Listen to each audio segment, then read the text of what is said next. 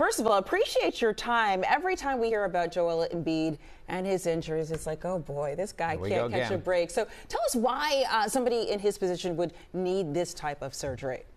Well, a lot of twisting and landing and hard bending as you play basketball results in tremendous stresses across the knee. And last season, he did have a torn meniscus in his knee and had surgery and then came back for the playoffs. But, these injuries can recur because once you injure the knee, the meniscus, it's tenderized and it can be re-injured again. And so there are often times when you re-injure the same part. What would a surgeon see during the surgery, and why would those findings be so important?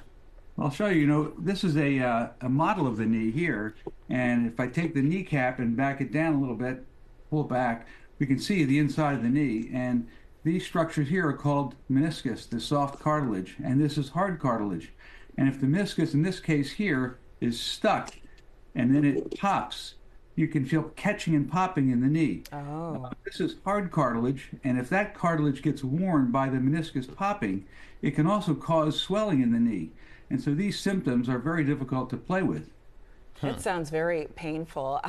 All right, so he's having this surgery. The team says that they are expecting a full recovery. Talk to us about what that recovery process looks like and about him getting back on the court. Yeah, these conditions can be problematic, and the hard cartilage is what determines whether the recovery is full.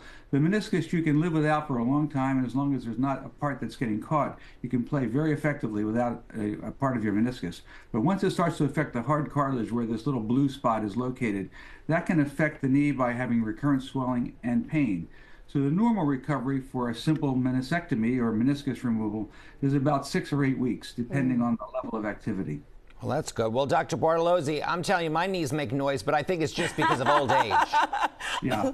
Well, it's funny because there are a lot of more extensive procedures like cartilage transplantation and cartilage replacement that can occur, but those would take, quite a significant amount of time. And I think in this case, we're hoping for a fast recovery for Joel. Well, that's good. Fingers crossed. Really fascinating. I could talk for hours about this stuff. All right, Dr. Bartolozzi, thank you so much for joining us. Appreciate it.